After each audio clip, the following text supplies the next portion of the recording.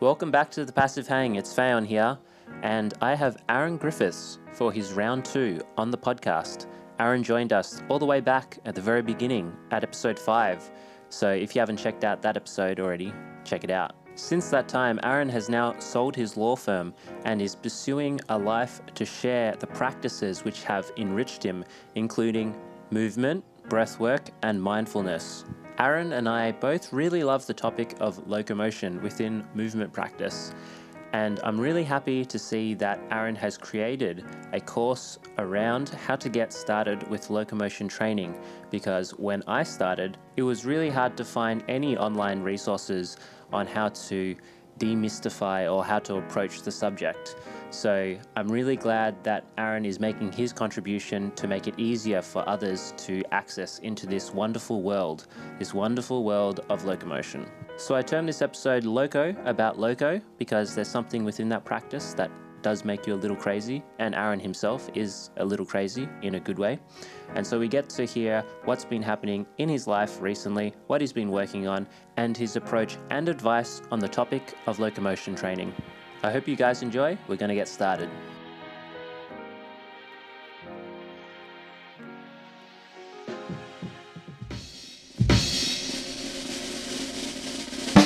All right, guys, we're at episode 54.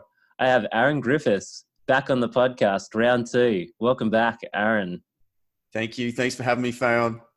Mate, it's good to see you once again. Well, I guess virtually, but we did see each other a couple of months ago, right? Back in Wollongong. That was awesome, by the way. Yes, the gains in the ghetto down in Wollongong. That was an unbelievable hangout. So it was good to see you. And yeah, such a great event with awesome movers from all over Australia. So I absolutely love that. Oh man, the movement workshops, the in-person events needs to happen again. There's nothing like it, right? Yeah, well, we're just so lucky to pull it off with the travel restrictions and yeah, so, with the country going into random lockdowns all the time, to be able to pull that off and everybody got there, it was just an awesome event with all my favorite movers from Instagram. I've got all these Instagram friends and I got to hang out and train with them in person. So it was like, a dream for me. I'm laughing because it was like the same for me. It's like all these people that you've connected with either via Instagram or maybe you haven't connected, but you've just been following and you're like, he's real. She's real. Oh. Yeah.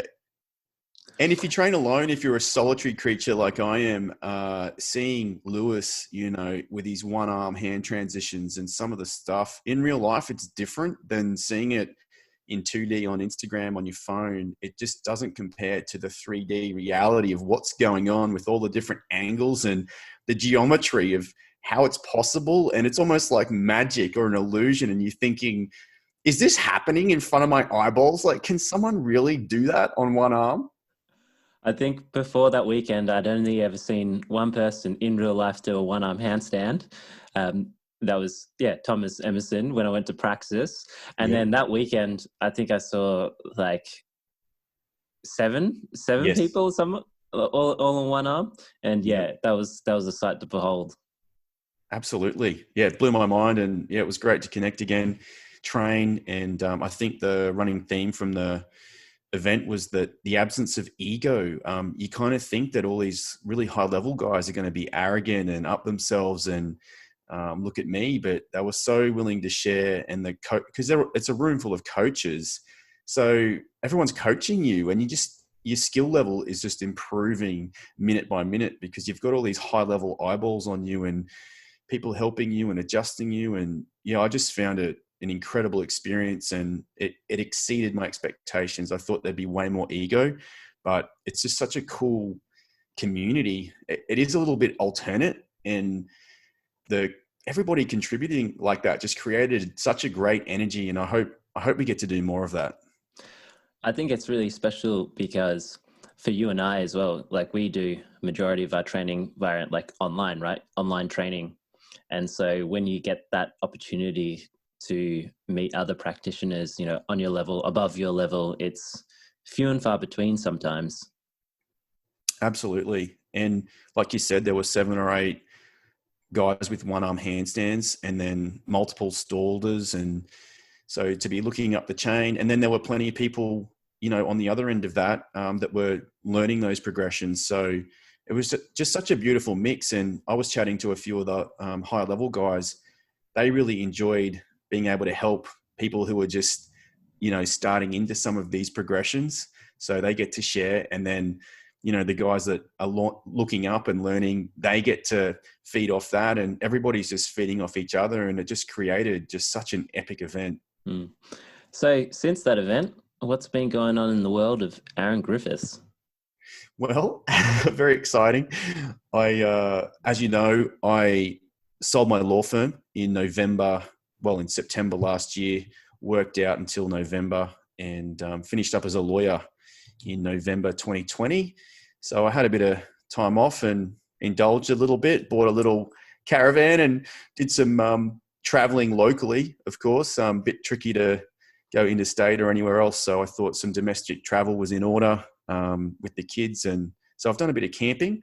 And then just more recently, I thought, well, I've got to pull my finger out. I can't just, become a bum and walk the earth forever. So I've created a locomotion course, and that has been my project for the last 3 or 4 months.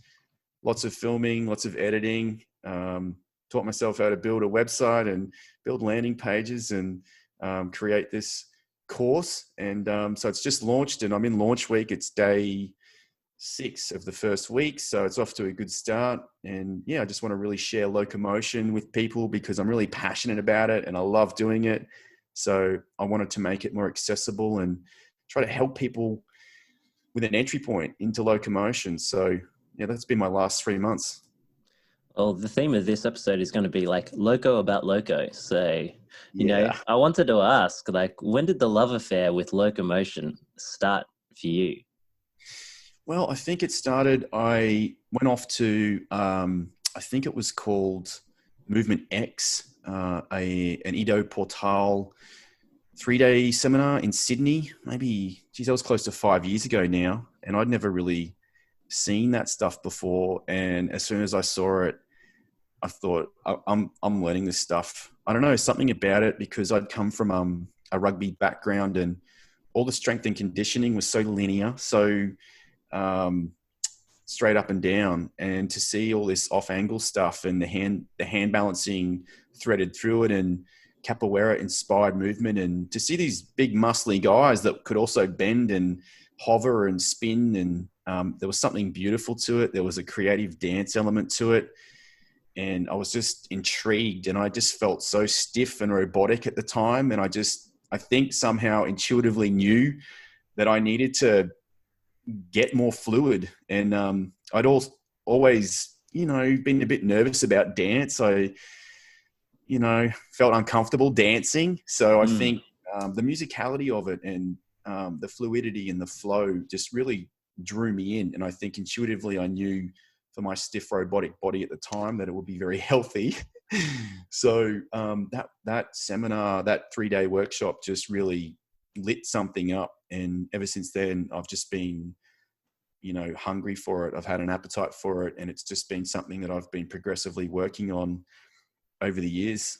That fluidity concept, I think, is really powerful because, coming from where my training has been, where I was doing like a bit of dabbling in bodybuilding, powerlifting, those sort of things, chasing those sort of goals, you do feel this like stiffness build up over the years, right? And I remember trying to do things outside of the field of like lifting weights, and some things that were very basic would be easier, but other things that involved any sort of coordination or complex movement pattern was kind of a bit harder. I remember even like trying to run sideways at one point when I was playing hockey, and I was like, this isn't as easy as it was before. Absolutely, man. I remember I got into CrossFit when it first came out for a while, and I really enjoyed it. Was cool because it exposed me to rings and also lifting and Olympic lifting. And I remember I got quite strong with the deadlift and the clean especially. That was really good for me. And then I remember one day I was I was sort of at the peak of my CrossFit power. I was getting really strong, and I was at home, and I was taking the wheelie bin out, and a piece of paper blew out of the wheelie bin in the breeze and landed on the driveway.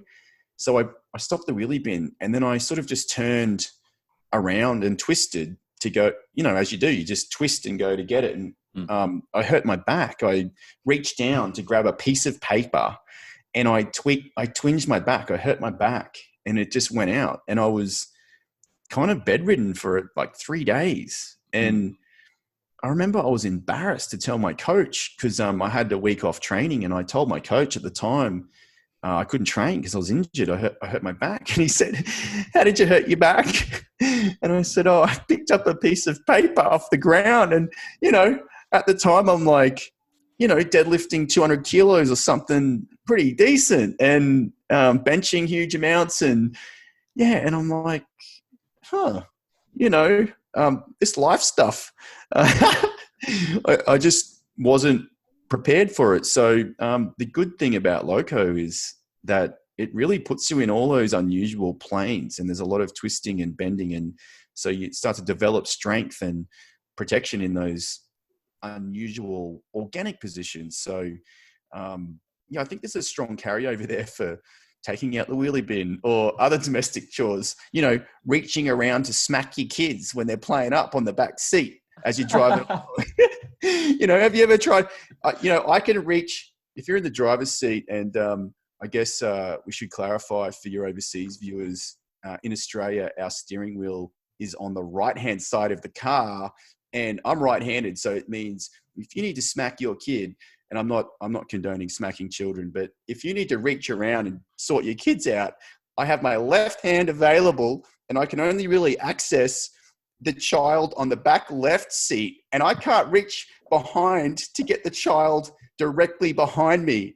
But with this Loco sort of stuff, you access more ranges, and you can start to get at the other kid. So that's another excellent carryover. That's what we call the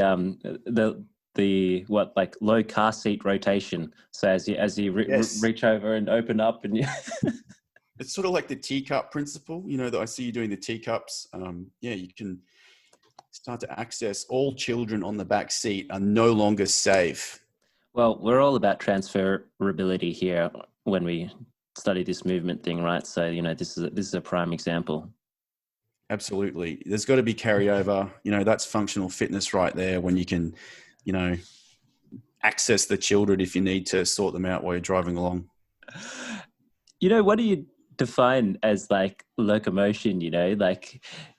I don't even know where this term kind of grew out of, right? Like back in the Ido blog days, it was Florea, right? That was more coming out from capoeira. So like the term locomotion, I mean, it makes sense. I mean, it's just the general term, right? But do you know where it started getting attached as like locomotion, or being described as this thing? Well, I'm not really sure, but after that seminar of Ido's, I bought some gymnastic bodies, online programs, which were very much gymnastic strength focused, but there was also a locomotion section in there, which was some sort of low gait movement stuff and rolling, and some sort of soft tumbling, I guess, for adults that wanted to learn some of the gymnastics. So I think, if you Google it, locomotion by scientific definition is how things move. So I've just come to define it as moving in interesting ways, and it's characterized particularly by the various disciplines that you can draw on for the practice. So we see influences from the martial arts, capoeira in particular. We see gymnastics where if you watch some flows, people are incorporating press to handstands into some of the movements. We see some arm balancing. If you're high enough level, you see some one arm stuff being put into it. We see some soft acrobatics, some arching with the various bridge variations and cartwheel variations, the floor communication, people rolling across the floor, and twisting and spinning across the ground. And then we see some acrobatics where you actually start to leave the ground, some tricking elements, some butterfly kicks and some flips and things like that. So it is sort of hard to define, but the good news is I think it's accessible for everybody. You can draw on whatever you have, and there's no limit to it. That's a really cool thing. It's this infinite broad spectrum of fusion of disciplines. And if you watch dance, you can see people, they're such terrific movers, and you can see how some of that can be inspired into locomotion flows and sequences. And so there's no real limit to it. And that's what makes it exciting, I think, and so deep. So that's what I love about it. But you're right, it is sort of hard to define, and everybody moves differently. And I think that's because everybody has different experience from different disciplines, different styles. And then you can really just sort of fuse that together, provided you have a foundation. You need some foundational elements need to be present in terms of your biomechanics. And once you've got that, you can learn some patterns, and then away you go. I think what I really like about locomotion is that it's like this boundless, infinite game, right? You can just keep on going. And it's kind of like you make your own rules, right? Like when you play, like when I'm playing capoeira at the moment, there's definitely like specific forms or rules that you have to comply with, because that's the understanding that you play with the other person. But in locomotion, it's kind of like anything goes, right?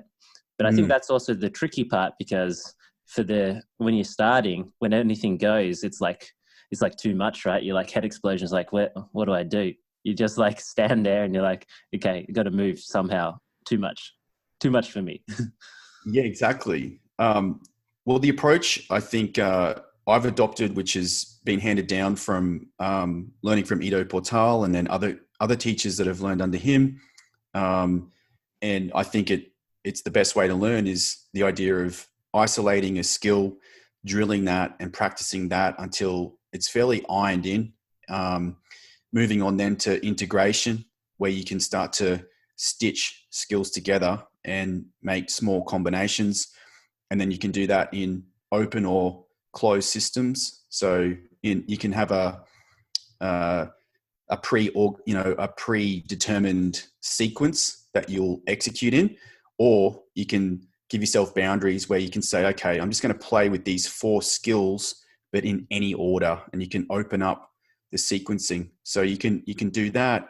And then thirdly, the last stage of improvisation, where you can start to really let the body drive the flow and create that flow state beyond mind, where there's no choice being driven by the mind, and it's starting to be driven through intuition, and where your body naturally wants to move itself, and you almost surrender to some sort of higher intuition. And that's probably the highest state of this practice, where you sort of surprise yourself sometimes, because you become an observer on the ride as your body is moving, and you're thinking, whoa, what's this? Where am I going? Whoa, and you're not consciously premeditating each step. So, I think a lot of people have trouble because they're not playing in all 3 areas, all 3 zones. So I think it's important that's where I've made that mistake, where I've only played in one of those zones for a long time, and then I miss out on the benefits of the other 2 zones. So I think a really balanced practice has a combination of those 3 zones. Yeah. How do you split your time between each of the 3 now? Well, each session has a combination of all 3. So, for example, at the moment, I'm working on about 4 skills. So what I'll do is I'll drill them in isolation. I'll just do them on their own. So, for example, it might be I'm working on a C step at the moment, which is a new one that's just been given to me. And I will just drill that for reps. So I might do 8 reps of that per side type thing. And then I'll do that for each of the 4 skills on my day, and then I'll work at combining two together. So this is the integration section where I'll start to stitch two together, and then I'll do the other two together, and I'll practice trying to work on the transition, because you start to realize that the transition or the connecting of the two is almost a skill in itself. Because it's almost like, I remember when I studied English at school and they made us read Hemingway, and I really didn't get it at first. Hemingway was hard for me to read. And I remember we read this one story about, there was this unusual meeting of a man and a woman at a railway station. And I read it very literally. And afterwards I thought that was a pretty boring story. And then we have that group discussion about what it meant. And then everybody in the class is like, oh my God, like, you know, the woman was having an abortion, and the man was, you know, leaving town for work and all of this. And I'm like, what? Like, I didn't get any of that. And the teacher explained to me that it's not what's on the page, it's what's in between the words. It's what isn't being said that you had to pick. That's how you read Hemingway.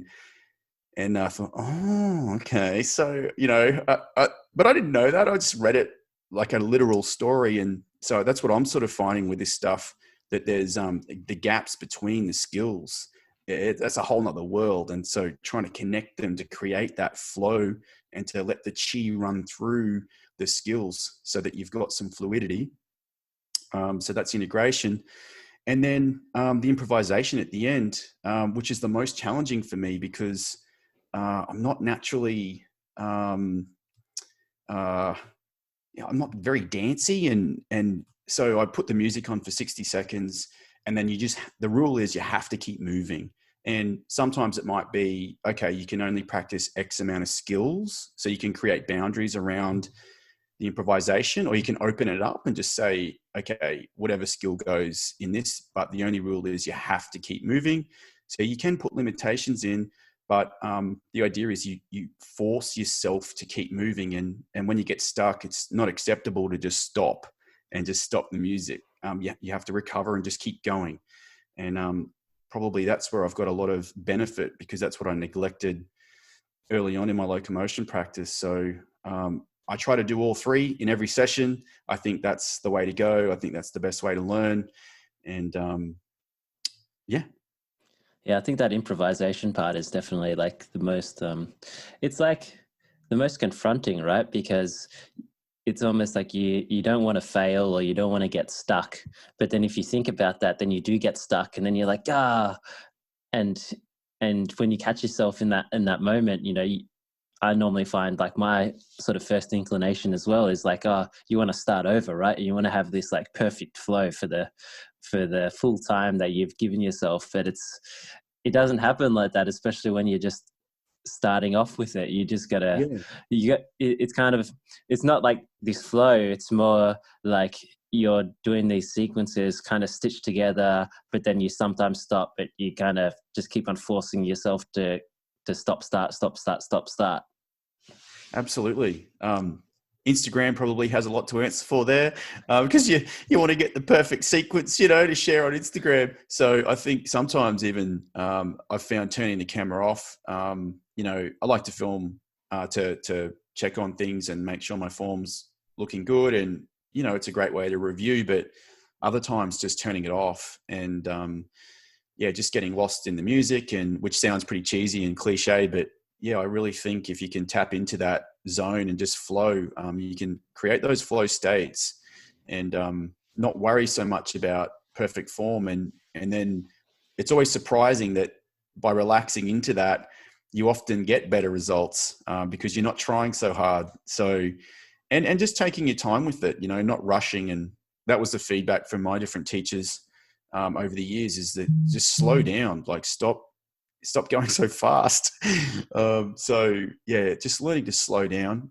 60 seconds or 90 seconds, you know, you can really gas yourself in that time if you're going hard. So, and then you'll find you just revert to the same things over and over. If you've got no limit, you just do your favorite skills that are easy, rather than sort of push into those things that are hard and that you're going to fall, or you're going to, mess up, or you don't know how to recover or get out from there. So yeah, it's this really deep, beautiful practice that I think is gamified to a point, because of that, because of the levels and the infinite possibilities and the ability to create boundaries and constraints, can make it super fun. So it's always different, and it's just I mean, I just get so much joy from it, but also the physical benefits. I'm always a lather of sweat. It's great conditioning. It's very hard on the legs, as you know. So yeah, it's a great workout, and I absolutely love it. I think you don't really start owning that low gate squat position until you really start doing some heavy locomotion, right? Like I remember beforehand, it's always like, yeah, I can squat, or, I can squat heavy, that sort of thing. But it's not until you're like staying with your hips low to the ground that you start realizing, oh, okay, there are like always levels to this, right? And even now, right, there's even more levels, most definitely. But there's definitely like this big, steep, like physical learning curve, I think, at the start, where your thighs and your legs are just burning in all these new different ways that you've never experienced before. Yeah, well, I got a taste of that firsthand when I was building this course, because I had to film it all. So I was doing demonstrations, and I was filming the demonstrations, and there's a lot of content.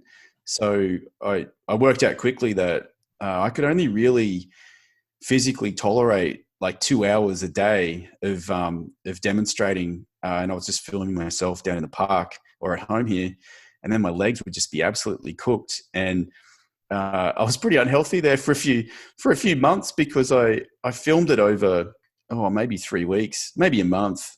So I just did bulk locomotion, and my legs were just, it's not how you'd program it for somebody. You wouldn't tell somebody to go and do this stuff 2 hours a day every day for a month straight. But because I wanted to build the course, that's what I ended up doing, and my legs were just, I adapted after probably 2 weeks, but yeah, the first 2 weeks I was so sore, because it's just very leg heavy in that low squat, low gait position. So yeah, it's great for the legs. And then contrary to that, I was very unhealthy for a few months, because the editing took me twice as long. So I was sitting at my computer for bulk hours, just sitting, so being a hypocrite, really, I was chained to my desk, trying to edit and produce all the material that I needed for the course to put online. So I had a very unusual 3-month training phase, which was completely imbalanced and completely contrary to my own training methodology. But I did it. It's done. The course is up. It's up there now. So I'm proud of myself for getting through it. And my locomotion improved a lot as a result too. So that was a side benefit. Yeah, I do have to say congratulations for pushing it out, because yeah, huge body of work there. And definitely it's like when you're doing it and you're filming it, like that's the fun part, right? And then editing, especially when it's like a lot to go through, that can really take your time and sort of pull your hair out when it doesn't work out as well. Yeah, I learned a ton. I was new. This is my first time building a course. I don't have a tech background. I was a lawyer, like I said, up until last year. I'd never built a website or anything like that. So yeah, if anybody's thinking of doing this, allow for more time than you think, but also be ruthless. I think what made my life harder was I wasn't ruthless with the filming. And when I'd get back, so I just filmed over a few weeks, and I would demo things. And sometimes I'd do the one thing over and over and over. I just leave it on my camera, on my memory card. So when I got to the editing suite to start editing, I'd have to wade through so many clips, and it really slowed me down. So if I could have my time again, I'd be so much more ruthless at the time of filming, and I'd just be deleting the crappy ones as I went. So when it got time to editing, I'd be a lot more efficient. That was a big lesson. So if I make a series 2 and a series 3 or more courses in the future, which I intend to do, I'm going to be absolutely ruthless when it comes to the filming and just deleting the stuff that, isn't as good. Do you have the same problem actually when you're submitting like your progress reports on online coaching, because when I do it, I have to like submit all these videos as well, and you go through like all your phone, and now that my phone saves everything to the cloud as well, you know, I've got like tons of it, and then when I have to sit down and do this report and compile all these videos, it's like that same feeling, because I got to go through like thousands of all these clips, and like there's heaps of them that are really bad, right? Because I'm just like learning it, and you got to try and find, oh, where was that one where that's representative of what I want to show now. Yeah, absolutely. That happens to me too. So yeah, my teacher, Jackson Lanarn, from Movement 4 in Brisbane, shout out to Jackson. I try to be kind with my videos. I try to, you know, trim them and make them neat and occasionally add captions, but then other times I'm just, I want to just focus on training and not so much the video editing. And so I'll just slap them all together and send them to him, which I'm sure he doesn't like. But yeah, my phone is just so chock full of training things, and I probably need to get a better system for cataloging things and just, you know, filing it as I go. But yeah, it's the curse of the online training, I think, where half your job is video submissions. So you kind of learn how to be a video editor at the same time as a movement practitioner. I think so. It's one of the the other uncommon skills that you pick up in this game. Absolutely. With I guess this locomotion training, you know, how are you normally programming that now in your training? So in my training, I normally do it twice a week for around 60 minutes to 90 minutes per session.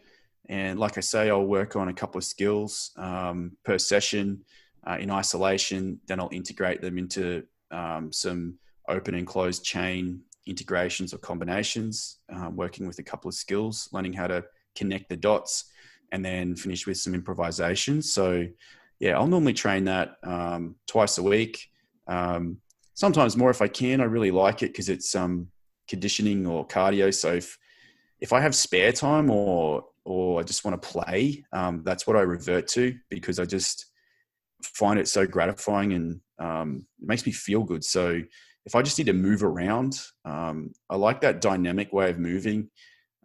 These days, I'm sort of less about the Globo gym and isolated movements. And I really like the idea of getting that mobility on the fly and while you're moving. So it's my favorite way to move. I can do it with the kids. They love it. They love playing with me, and it's very playful for them. So at the moment, it makes up a third of my program that I'm doing. I do straight arm work and bent arm work on the other 3 days. So straight arm work is my handstands. So I'm doing handstands and press to handstand work and some just some tuck planche work on my straight arm day. And then on my bent arm day, it's predominantly rings. So I'm doing a lot of body levers off the rings at the minute, just building up some of that bent arm strength with like L sit to shoulder stand, and then straddle body lever down is one of the features in my current bent arm strength work. So all that stuff has great carryover into the locomotion. So yeah, what I love about the locomotion is you can incorporate, if you're working on press to handstand and things like that, you could build that into your locomotion. And obviously the ring, the upper body ring stuff has just tremendous carryover for locomotion, because when it comes to things like maybe the low inverted lizard, you've got that power in the one arm lowering down into the lizard. So it gives you tremendous strength. So I definitely think locomotion is a discipline within a broader practice. And I really enjoy training handstands on the rings for other reasons. And but it's cool that you can take all of those bits and use them and express them in locomotion. So that's what I love, because it doesn't work the other way. You can't sort of pull locomotion and put it into the other things, but you can draw on all the other disciplines and build really cool locomotion sequences. So that's what I love about it. Yeah, so a couple of interesting points there, which is one, like, so all your lower body conditioning is just with locomotion at the moment? Predominantly, yeah. And on those days, I do some squat drills as well. So in the warm-ups and things, I'll do some like dragon squat progressions or some sissy squat progressions and things like that. So it's treated as my lower body day, and my upper body days are broken up into the straight arm strength and the bent arm strength work.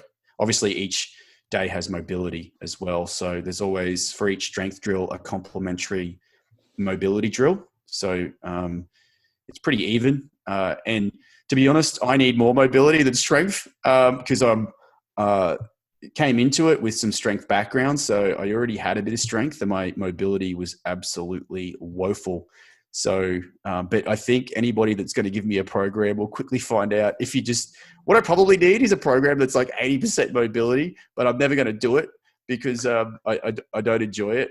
So yeah, 50-50 is all right. A bit of mobility and a bit of strength.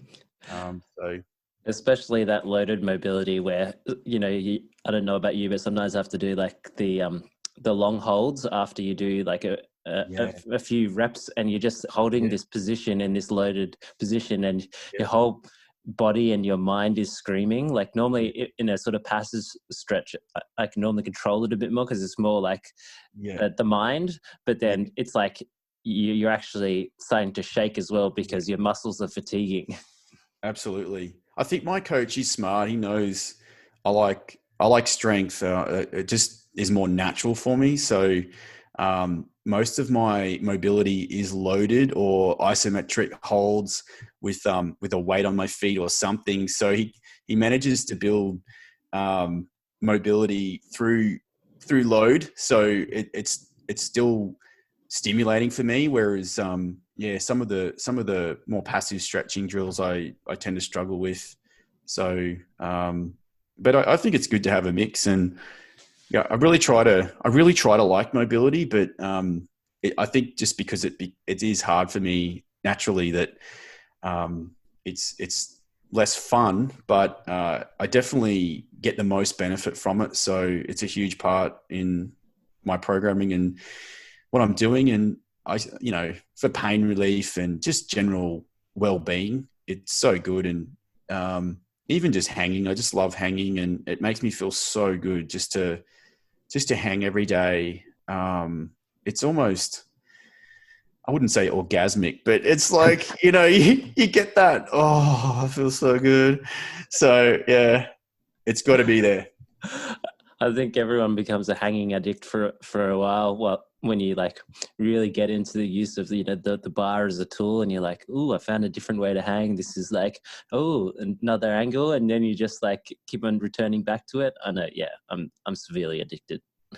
Oh, well, one of the things that I was introduced to in Wollongong at the Ghetto Gains workshop that we went to was rails. And for the listeners, Phaon is excellent at rails. And you did how many squats on that rail? We were on this, I don't know, it was like nipple high rail. It was a high rail. It wasn't low. It was not easy to get up onto, a metal rail. And then, I don't know, it was like a Star Wars pit of doom in the center. This is a circular rail beside a lighthouse on the cliff at Wollongong. And then there's just this endless dark pit, a hole in front of us where if you fell off the rail and went too far, you'd fall into this Star Wars pit where there's some sort of demon, some sort of carnivorous centipede demon down there that was just going to eat you.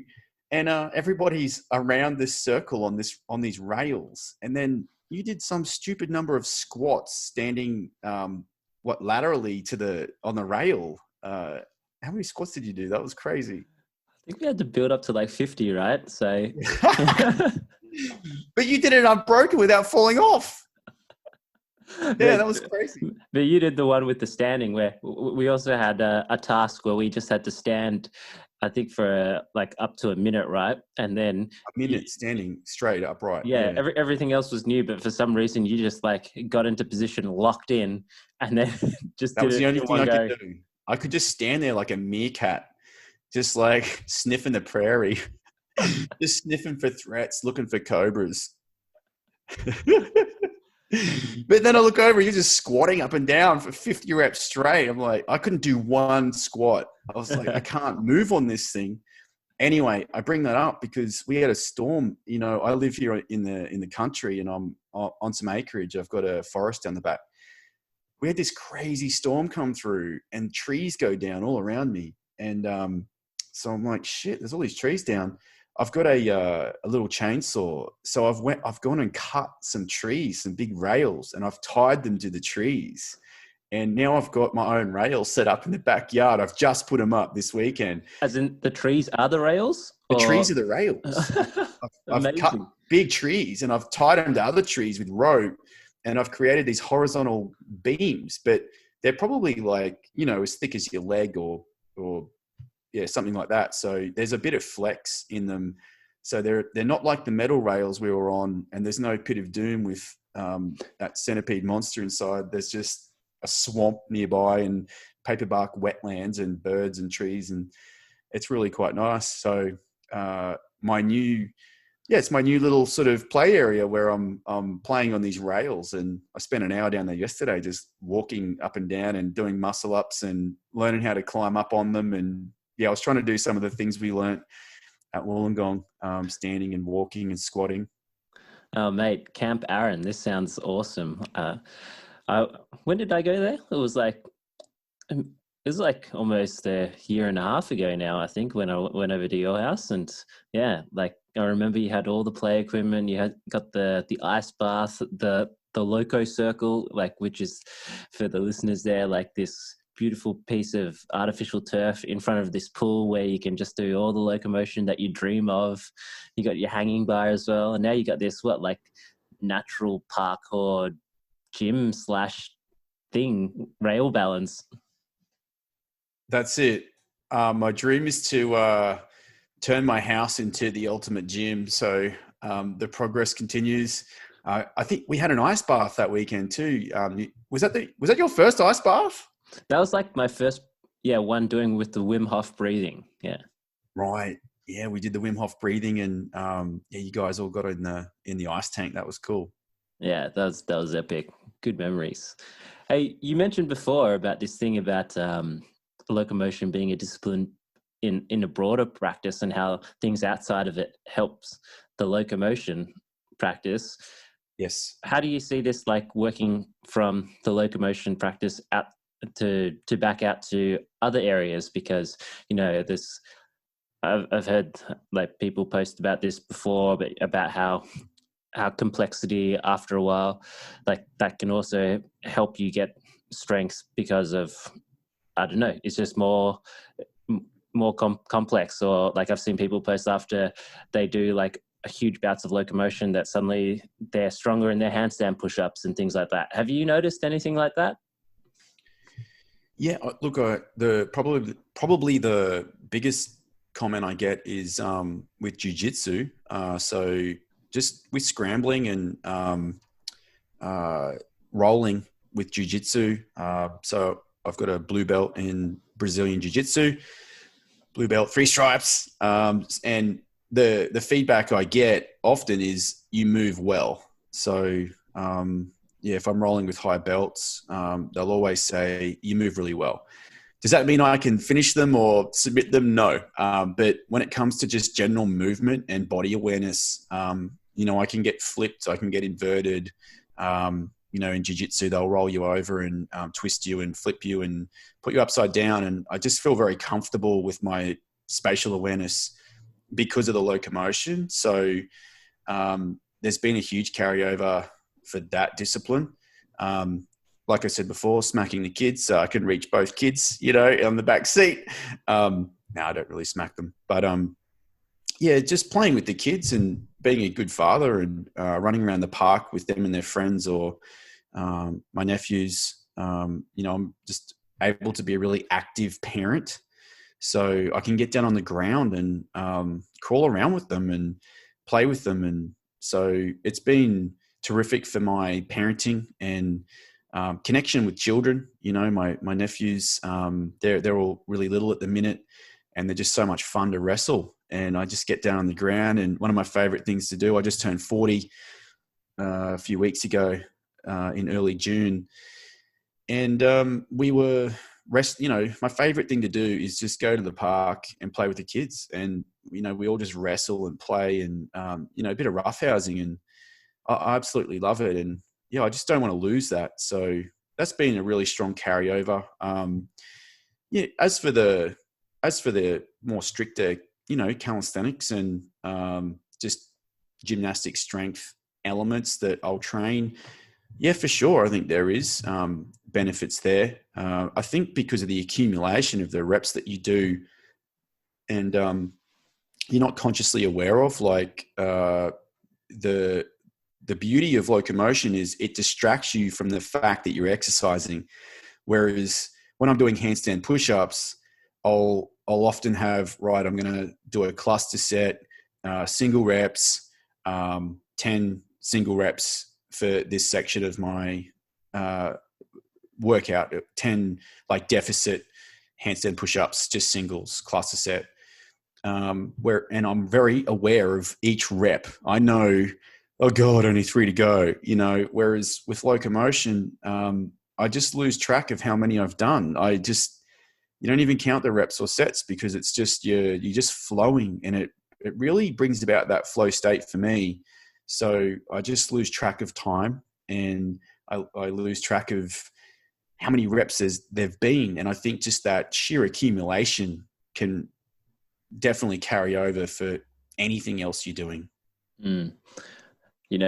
Just thinking about where I notice locomotion really helping me is when I'm like cleaning the house, and when you're getting down low, and especially like normally I'm cleaning up after my daughter after she's 8 and she's always dropped all this stuff, right? I get the dustpan out and I'm just like, just with this super fast duck walk all over the place, nice.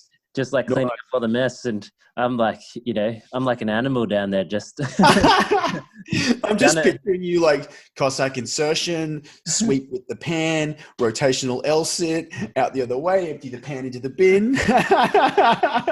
Hey, this is where this is like, they call it a life practice. Yeah. Oh, that's sweet. Yeah, I think parenting, you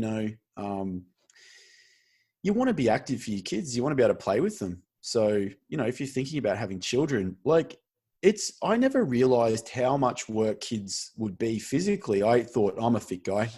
You try carrying a toddler around on your hip, around the shops for 20 minutes under one arm. Like that is not easy. Like, and your bicep cramps up and everything. Like, yeah.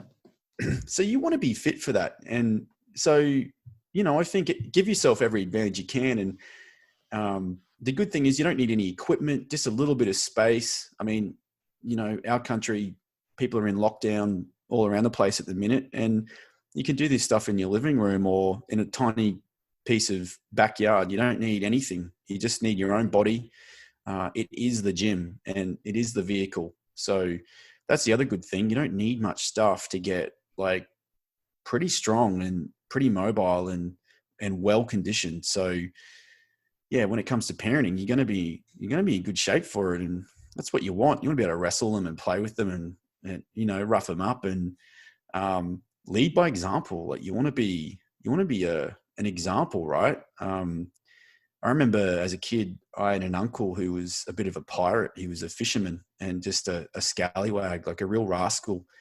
And, but he was ripped. He was just so fit. He had anchor tattoos on his forearms, and he was hard. And when he grabbed you, it was almost violent. Like it was almost, he was tough and rough. And, so you sort of respected him, not through fear, but he was just a strong man. And I just remember thinking, that's the kind of adult I want to be. I don't want to be a soft, out of shape couch potato who just has to watch. I wanted to participate and be involved and be active with my kids. So that's my motivation, really. It's being a good example for my children. That's my why, basically. And that's why I'm doing everything I'm doing and transitioning out of law. I really wanted to show them that you can do something that you love, that you're passionate about. You can help people and you can make a living doing it. So that's my driving force. And every time I get a bit lost or a bit low on motivation, I just think, be a good example for your children and show them what's possible. And you've got to lead the way. That's beautiful, Aaron. And yeah, definitely your life is enriched, I think, when you have like this movement potential, right? Like, and that you can express that, because these kids, after they, wake up from their naps or their long ass sleeps, which I'm always envious of, they just got so much energy. I know. Why do they get a nap? They're living the life, mate. That's it. Yeah, my daughter's learning to skate at the moment. So, I'm down in the skate park in our spare time, where I'm holding her hands and I'm taking her down the ramps, and she's going up and down the ramp. So, which means I'm just sprinting from side to side for, half an hour until I'm just a lather of sweat. And, Daddy needs a break now. She's ready to go again. So, it's just great to be able to do that with your children. And and they'll grow up. But I just want this practice to go on. And locomotion has longevity because it's not as taxing as, say, you do a hard day of lifting weights, a heavy squat day. Like your legs are cooked for 3 or 4 days. You get DOMs, you're very, very sore. You're out of action. You need to recover. You need to rest. But locomotion, it just doesn't cook you like that. It doesn't. It's not as physiologically taxing if you do it, smartly. And so it's got longevity. You can do it until you're older. It's scalable. You don't, it's progressive. You can just advance as far as you want to go.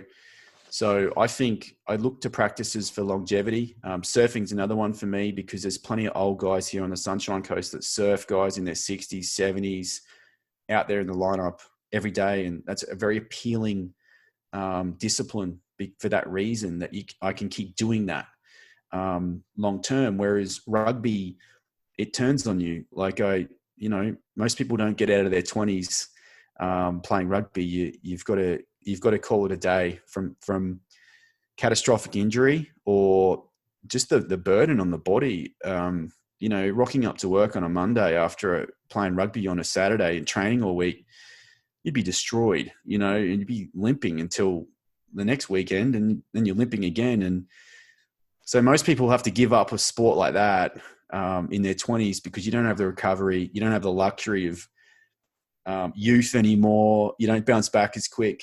Whereas locomotion is very natural, very organic. You're only using your own body weight and you recover easily and quickly. So longevity wise, it's a great practice to have within your broader practice.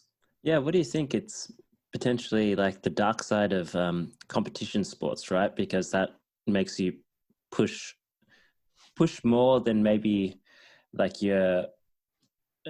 where maybe you should stop, which is good, I think in some circumstances, but over an accumulated amount of time, right? Like that could turn on you because, well, how about Jiu Jitsu? What do you think about Jiu Jitsu as a longevity practice? Do you see that fitting into that same frame?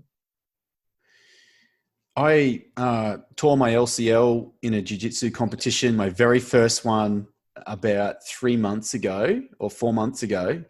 I decided I wanted to up the stakes and test my skills. So I went in my very first competition, which I'd always avoided and been reluctant to try because I didn't want to get injured because I've got responsibilities to my family, my children, and everything else. So for that reason, I avoided it. And, I sold my practice and I didn't have to worry about work. So I thought, well, I'm going to go in one, and I did. And I entered the open division, and my first match was against some really pumped up young guy, 21 or 22-year-old. He had the cauliflower ears. He's just jacked, but it's all weight class. So it's the same division as me, but he just looked more muscular and bigger, and this young stud. And he was just an animal. He just like throttled me, and we got into a scramble, and he just went to flip me, and I tore my knee. It popped, and I was just like, damn it, this is exactly why I never went, never wanted to do this in the first place. But I'm definitely keen to do it again because I got a lot out of the process, particularly the lead up. Was I had to watch my weight. I had to stay on weight. So I actually had to lose a kilo just to slip into the weight division because I was sort of on the cusp of that division. And I really enjoyed the focus it gave me, particularly with training. And I was training really hard and I had something to focus on. I enjoyed the adrenaline and the nerves, and it was really uncomfortable. And I was just scared and nervous. And then I was with a team and everybody was there and there was a lot of pressure. And even though I got injured and I got through it, it was very gratifying in a way. So I would like to try it again. I've never really had an injury from just general rolling, but I quickly realized the stakes are higher. When you're competing, it goes up a notch and, it's ferocious. So I think you can be prepared for that. And definitely, I just got a bit unlucky. So I'm going to jump in and do it again. But yeah, I think you can mitigate that with, a good movement practice, having good rehab, prehab stuff, just making sure you're conditioned and you don't neglect things. And probably my observation of Jiu Jitsu in particular is, people get injured or they have issues and they don't particularly address it, or they keep rolling, or they don't take time out. It's very addictive as a sport, and you can fall into that specialist trap. So you can see young guys in there that are high level, that have been doing it for 8 or 10 years with not, they don't move well. They've clearly got problems, like where they're limping or they're walking funny, or spend a lot of time in flexion. There's not a lot of extension, not a lot of hanging. So if you don't have any sort of complementary strength and conditioning protocols or prehab or rehab stuff, I can see how it could betray you in the long term. So I just think it can fit into a broader, more generalist approach. Are you going to win the,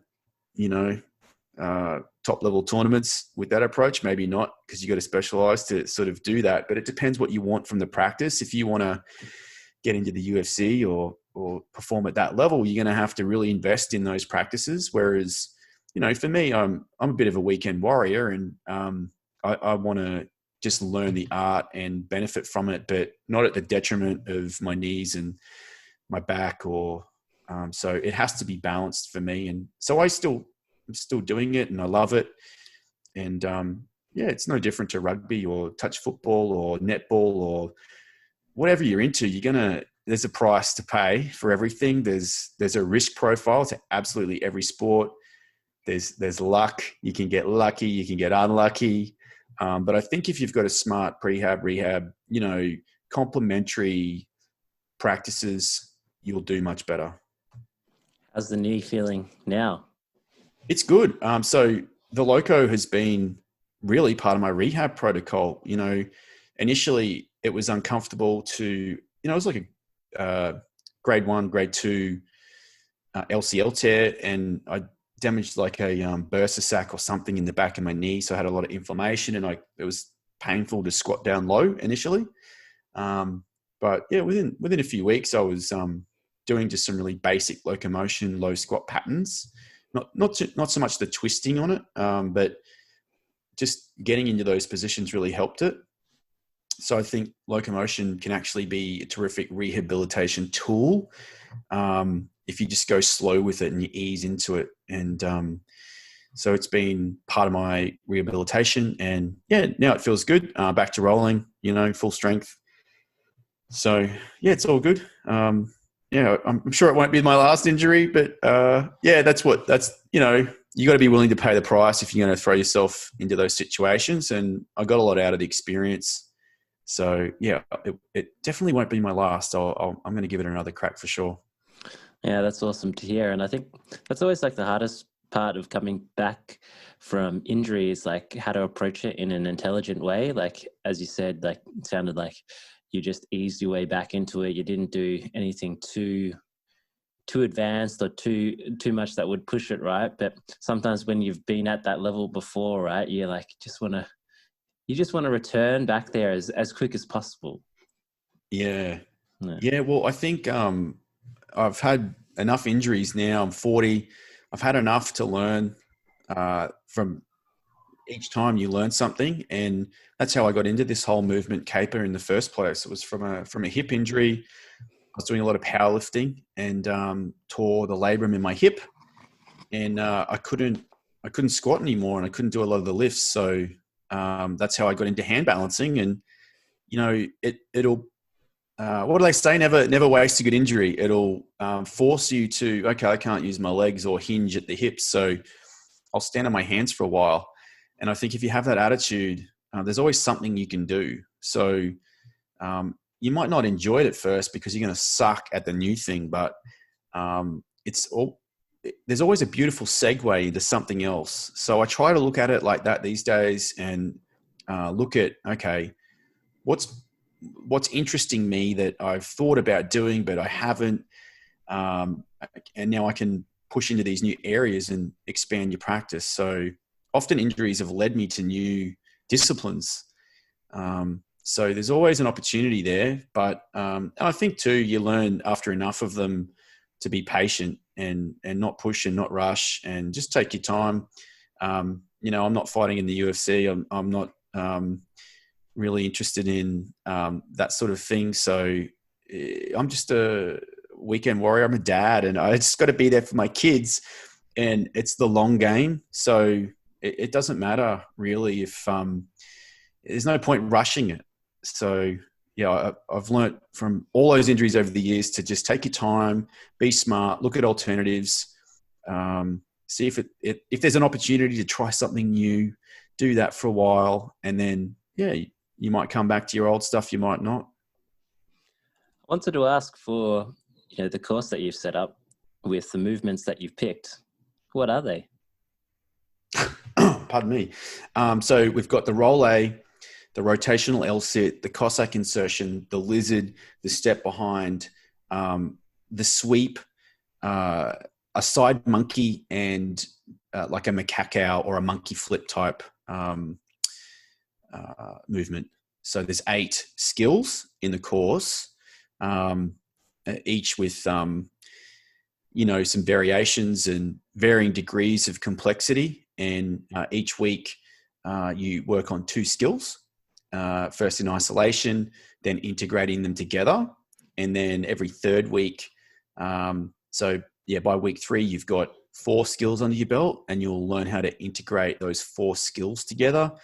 And then you progress all the way through. It's designed to be done over 7 weeks, but it's go at your own pace, depending on your ability and your skill level. It's designed for beginners or intermediates. And by the end of it, there's 8 skills that you'll be able to flow through interchangeably or in a set sequence. So yeah, that's the goal. And I really wanted to make it more accessible for people, and to give them enough to sort of play with over a few months, rather than just drip feed a couple of skills at a time. I thought I'll give you a few, and you can learn 2 a week, or you go at your own pace. So if you want to go slower than that, you can. But there's enough there to really sink your teeth into and play with. And, from the beginner level stuff through to stuff that's a little bit more intermediate. And why did you choose those movements? I think those ones give you a bit of exposure to that low gait, low squat position. A lot of them are scalable. So the lizard, for example, if you can get into, a high plank position, or you can do a push-up, you can start off with a high lizard, and then it's scalable. So you can work your way down into the low lizard, which is a lot harder. So yeah, I thought these particular skills, most of them are foundational to locomotion, but they're also scalable to a point. So if you can get into a low squat and do some push-ups, you've got enough strength and coordination to be able to start this sort of training. So I just wanted to choose things that weren't too crazy, but things that are good fundamentals that then have great carryover as you expand your practice. Yeah, there's just so much out there, isn't there? Especially when you go onto the gram, right? And you're like, "Ooh, what's this one? Ooh, what's this one?" You know, every day. I think you said you were the same like me. You follow the Locomotion hashtag, and Yes. on the posts which aren't like trains, for some reason there's a lot of train posts on the Locomotion Yeah, hashtag, right. but there are other guys that are actually doing locomotion practice, right? So that's like, yeah, it's a really rich resource I find for ideas and learning new movements. Absolutely. It's trains and Kylie Minogue, just these clips of her singing Locomotion, do the locomotion, which I don't mind. I like Kylie Minogue. She's Australian and a good ambassador for Australia. But I kind of get sick of that. Trains, Kylie Minogue, Locomotion, and then you get the movement stuff. So yeah, initially I got heaps of ideas off that, and you quickly find out what's too advanced for you and what's beginner. So I guess I wanted to collate some fundamental beginner pieces or intermediate pieces. And like I say, it's never ending and you can just keep refining each skill more and more and more. And I look at my own practice and it's softening and getting more and more fluid over time. And in the beginning, it was very robotic and very clunky, developing those soft hands and that pisiforma to pointer. All that stuff's in the course, learning how to use soft hands and drills to develop that rolling hand action and to have soft feet and just drills to be more fluid. But I wanted to give people some basics that can be refined, but also combined so that you can have some combos and you can get started without feeling like, I only know one or two things. So by the end of it, you'll have a bunch of stuff you can play with and you'll have your preferences and natural proclivities towards certain things, of course, but just having enough to play with and keep you going for a long time and then expand on that was what I wanted when I started 5 years ago. And I just couldn't find anything online. And like I said, I did some gymnastic bodies programs and some things like that, which were great, but they were more orientated towards gymnastic strength training. And I just didn't really find anything like that was locomotion orientated. And I thought, well, I got a lot out of that style of learning. So I just wanted to make my contribution, give something back and help people get into this stuff and learn, because I think it has tremendous value and tremendous benefit. So it was my way of, I had the time after I sold my law firm. So I wanted to build something and create something for me 5 years ago, because I think there's probably a lot of people out there thinking the same thing, like, oh, how do I learn this stuff? And with people being so isolated now, lockdowns and whatnot, and I didn't have a teacher anywhere nearby. I couldn't find anybody that knew this stuff. And I'm thinking, why isn't there anyone that can teach me anywhere close? And I couldn't find anybody. And so there was online training, and that can be expensive. And you might only get a couple of skills per phase, and it might be part of like a broader practice,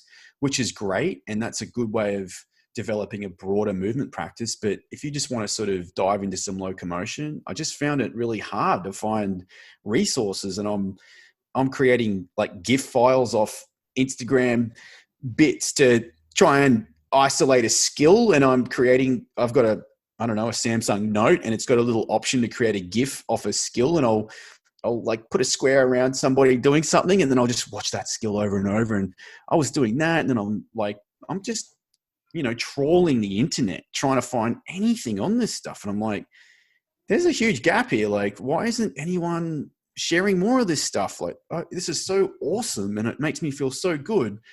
Why aren't there more resources? So I thought, eventually someone will make something. And then I sold my practice, and I thought, no, still not a heap of stuff out there. I might as well create something and put something out there to help people. So that's how it all came about. Yeah, it's awesome, mate. So it's like this, it's kind of like this secret thing that you're trying to find out and research, right? And then I can imagine you're trying to make this GIF as well. And it's like such a it sounds ridiculous as well. But in a way, it's probably like a really good way to learn as well. Like just mimicking, trying to pick up from your visual cues what to do. Yeah, absolutely. I think once you've got your foundational strength and mobility, I have some limitations, like my back bridges and overhead shoulder mobility aren't excellent. So there's limitations with, what you have to work with. But for the most part, I can look at stuff other people are doing now at this point, grab things and just try them and figure them out. So that's how I had to do it. And I thought, well, yeah, it would be nice to have something a little bit more convenient, accessible, affordable, that's systemized and a bit progressive for people to start and get into. So that's how it all came about. And yeah, it did seem like this vault of secret society, this secret information that you're trying to extract. And you're like, what's going on here? Why is everybody so secretive? Like, whereas when I learned calisthenics or gymnastics, there's a lot of resources and there's a lot of teachers, and it wasn't hard to find information on that. So yeah, it's just, I think, maybe a fairly new area, and that hasn't been fully explored or fully shared. So I think, trying to make a contribution to that is valuable for the community. And I'd like to build a community locally too, and have more people here locally to do it with, because I've been in my yard and on my own a lot, and I have to travel, and I've had to take seminars and workshops and fly all the way. It just seems weird. I've got to fly all the way to Wollongong, which is interstate and quite a few hours away on a plane, to be with my people. So I think maybe, trying to build more of that locally will be a project that I really want to do as well, and share it, and so that people can in turn share it themselves. Definitely, mate. I'll be looking forward to seeing some movement groups pop up in the Sunshine Coast, driven by you. I think it's a long time coming. Should happen. Yes.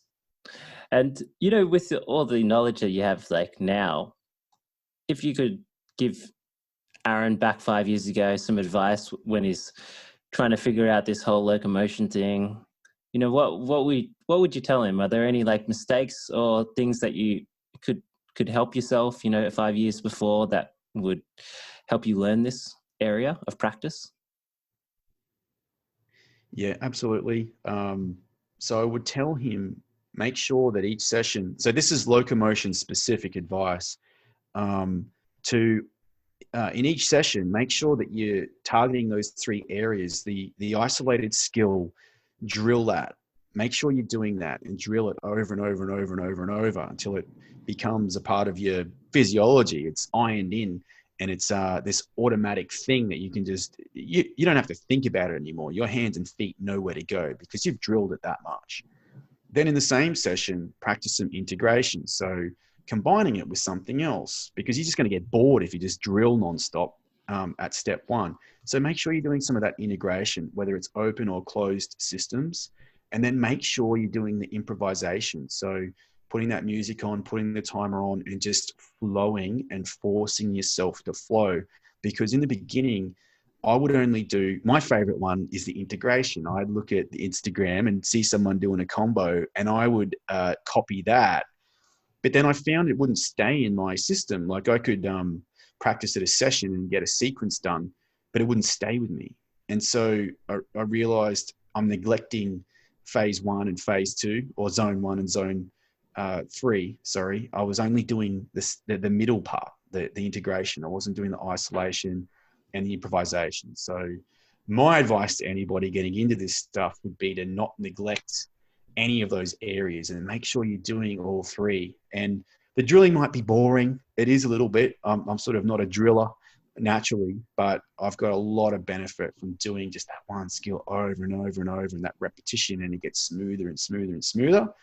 And then making sure you're doing your integrations and your improvisations. So that would be my advice.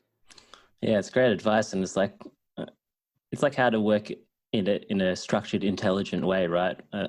I know it's a lot of fun sometimes with just letting your intuition guide you, letting the feeling guide you as well. But then sometimes it does cheat you out of some juicy learnings where you really just have to get stuck in and do the stuff that you don't quite as enjoy so much, but it's for like a greater enjoyment, I think, because then you can really progress beyond what you thought you were capable of.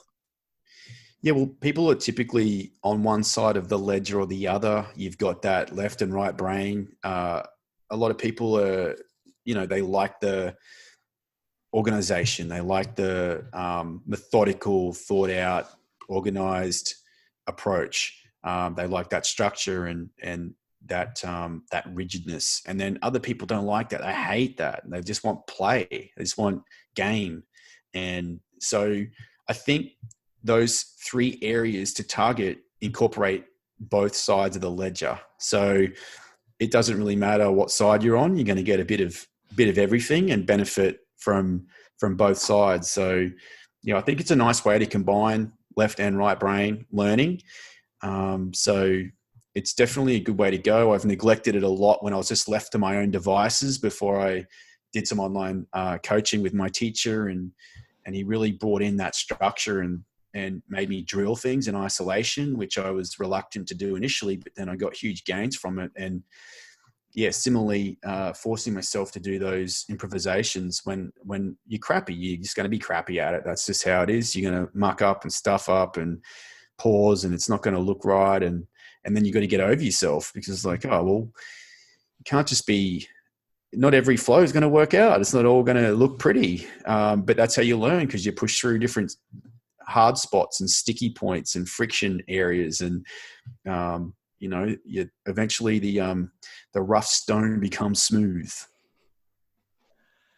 The other area that I did want to touch on as well is like this concept of flow. And, you mentioned a lot with the locomotion, but where have you noticed flow within your life in like areas outside of locomotion? Flow state, which I define as, an absence of time, where it's a timeless state where you're not aware of how long it's been. You can just be doing it and just get lost in it, or so my first probably, there's been many disciplines, but surfing really introduced me to a rip in the time-space continuum, where if you've ever, it's really hard to explain to a non-surfer, but when you pull into a wave and it throws over and you go into a barrel, you go into a vortex of no time. And it's weird because it feels like forever. But when you see a video of you in that exact moment, it could be a second or a fraction of a second when you're in this position, engulfed in water, in a tunnel of water with maybe the sun. The sun is the light at the end of the tunnel, and you're in this aqua moving vortex of water that's spinning around you, and the geometry of it is insane. The wave is moving forward towards the beach. You're moving along it and down it on the wave. You're also moving from usually high to low, and so there's so many angles, and you lose track of time. Like it feels like a lot longer than it is. So that for me has been, a terrific opening into flow state. So definitely that. I hear about it with rock climbing. I haven't done a lot of climbing. Jiu Jitsu is another one where you can just get into these epic rolls, and you're just flowing, where you're just trying to get grips and you're trying to outmaneuver the opponent. And most of it's intuitive. You don't have time to think. So you can't think about where you're going to put things. It's just happening. It's no mind. So I've loved jiu-jitsu for that. They're probably my biggest ones. And then, of course, the locomotion. Sex can be a good one. I don't know if I really want to go too deep into that, but yeah, there's some good flow states, with that discipline. That's the other movement practice. That's the ultimate movement practice. It creates life, the ultimate pleasure. That's why we train. That's what we train, Phaon. I knew there was another reason other than just the kids. Yeah. All right, mate. Well, I mean, other than this course, like you mentioned a couple of things, like you want to get something started up in the Sunshine Coast, and make your house the ultimate jungle gym. But yeah, like formally, what do you have on the cards coming up in the next couple of months? Well, what I've learned is the course build itself and getting that launched is only like 20% of the task. And when I finished it and I launched it and I gave birth to it into the world and I posted it on the interwebs, I thought, oh, job's done. And then I've realized that's like 20% of the task, and the rest is like marketing. So you've got to market this thing, and you've got to let people know about it and why it can help them, and distribute it. So, I mean, I secretly, naively hope that just put it out there and that's it, job's done. But that's not how it works. So, for the next 3 months, I'll be, just working on marketing that and helping demonstrate why it's valuable, and helping the enrollees who have enrolled already through it, giving them feedback. There's a community page built in within the course itself where people can share their progress, so they get feedback. So I'm watching that and contributing to that.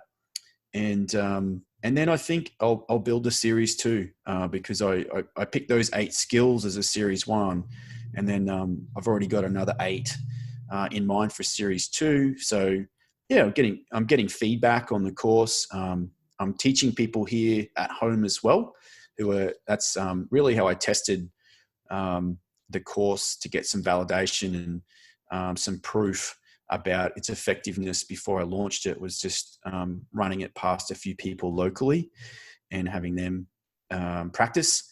So yeah, I'm just going to keep working on that stuff. I just created a freebie, a lizard crawl guide, which has 13 different lizard crawl variations, just as a free guide for people, just to get a flavor of the depth of this course. And, that just focuses on one skill.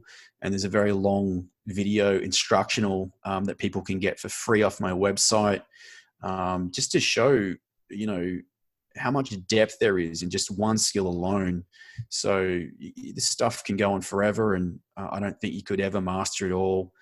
But yeah, we can try.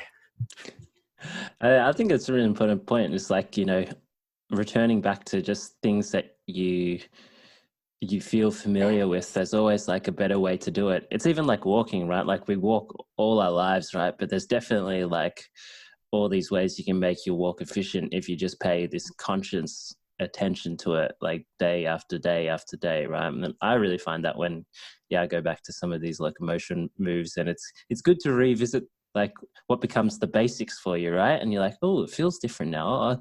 Like you can express it in a more efficient way, where it almost doesn't cost you any energy at all, right? It's just Yes. it's like in its purest form, just like the locomotion. It's just one way to get from A to B now that's opened up for you. Yeah, and you find like you get bored with certain things, particularly if they've been programmed for you. And if you do 2 months of like lizards, and that's what any good teacher or coach will tell you, that you're going to get sick of this. By the end of this phase, you'll have drilled it that much that you're sick of it. You're sick of it. And last time I worked with lizards a lot, I was just so sick of them. And then it was so fun recently to just play around with it. And I built this guide over a couple of days, and I just did all the different lizard variations that I knew, and a lot of reverse lizards. And then it culminated with, I found a nice little staircase and some reverse incline lizards, like going backwards up the stairs in lizard. And I hadn't done it for ages, and it was so fun. And I'd improved a lot. But even though I hadn't directly done a heap of lizards, all the other stuff had carried over, and my strength and timing and everything just felt a little bit better. So yeah, it is rewarding to revisit things that you've learned ages ago that you were sick of, and you're like, oh, if I never see another lizard, but revisiting it can be extremely rewarding, and you'll just see another little nuance that you didn't get before. You're like, oh, right, now I get that. You didn't get it before. So I think it's just never ending. You never really master it all. It's just constantly refining and going deeper and deeper into each skill. Yeah, definitely. Well, it's been a pleasure having you on once again on the Passive Hang, Volume 2. I'm sure we'll have another Volume 3 with many more updates coming from your side. Hopefully we can connect in person once again, move together, train together. Always have a pleasure with talking with you, mate. Thank you very much. Yeah, it's great to connect. And yeah, I feel very lucky to have caught up in person just a few months ago. And yeah, I absolutely love what you're doing. I love your YouTube channel. It's amazing. And your website, the Passive and the Active Hang. So yeah, thank you for your contribution and what you're doing. And yeah, I feel like a real brother with you on this whole journey to share and make this stuff more accessible for people. And yeah, so I've always drawn a strong parallel with your progress and your evolution and just the way you balance family and career and then still find time to teach people and give back and do so much work online. So thank you for your contribution, because it motivates me so much. Every time I see one of your videos, I'm like, okay, I've got to keep going with this stuff. I've got to get out there and do more. And so, yeah, I draw a lot of inspiration from it. Well, we got to keep on going, mate. You know, have this movement thing take over the world. That's it. Thanks, Aaron. Okay. Thanks, Phaon.